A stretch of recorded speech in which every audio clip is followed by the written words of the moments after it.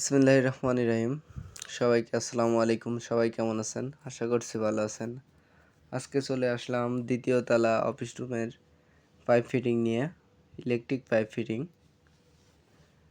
বন্ধুরা, দেখতে পাচ্ছেন আমরা সিঁড়ি থেকে উঠতেই ইলেকট্রিক পাইপ ফিটিং দেখতে পাচ্ছি। এখানে একটা লাইটের বোর্ড দেওয়া হয়েছে এবং মেন পাইপ গিয়েছে এবং উপরে উঠে আরও দেখানোর চেষ্টা করি।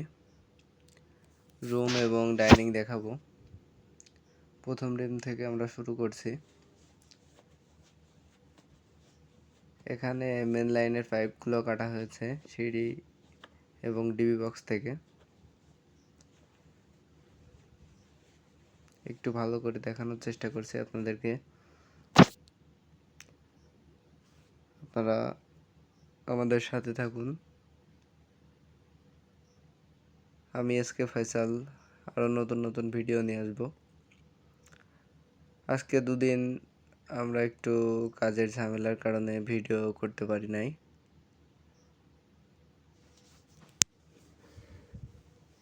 আজকে আমরা চলে আসলাম গ্রুপ কাটিং শেষ করে পাইপ সেটিং শেষ।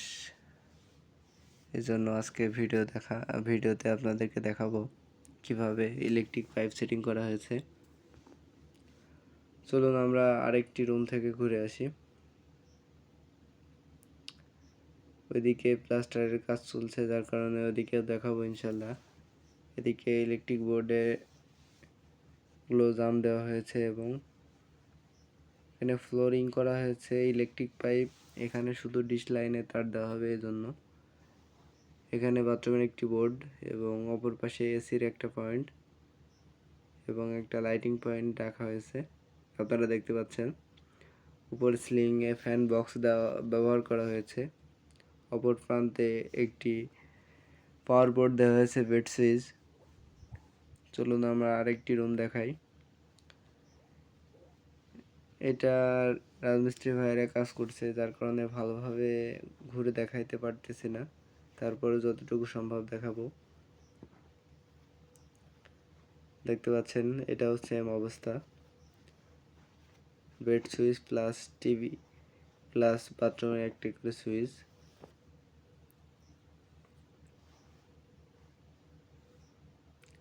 বাইরে সিলিং করতেছে, যার কারণে উপরে ওঠা সম্ভব হচ্ছে না এখন। এবং আমরা চলুন দেখে আসি ডিবি বক্স সেটিংটা।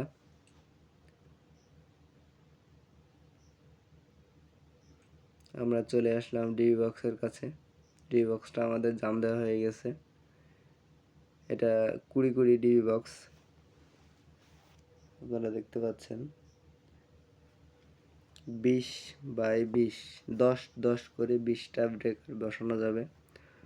এবং ডাইনিংটা কমপ্লিট হয়েছে, একটু জুম করে দেখানোর চেষ্টা করছি। ডাইনিংয়ে এসি এবং বড় একটি এলইডি টিভি দেওয়ার জন্য পয়েন্ট রাখা হয়েছে।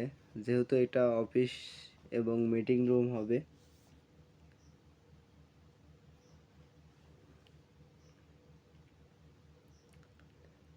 বাইরে থেকে ফরেনাররা এসে থাকবে।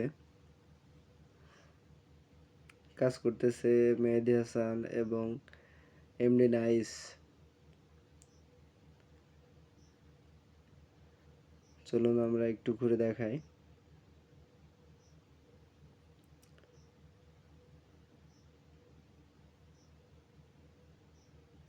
ভিতর থেকে বাইরেটা অনেক সুন্দর লাগে রাস্তার পাশে যেহেতু। এখানে ম্যানেজার সাহেব তার বক্তৃতা দিতেছে এবং রাজমিস্ত্রি ভাইরা কাজ করতেছে এবং মেহেদি মেশিং মারার জন্য প্রস্তুতি গ্রহণ করছে।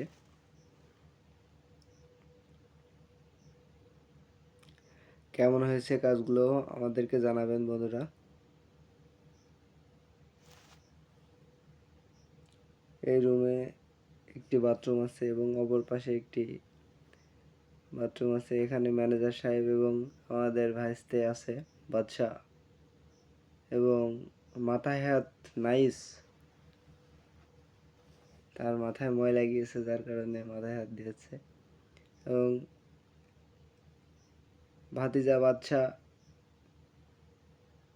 কি যেন বলছে, তার কথাটা শোনা হয়নি।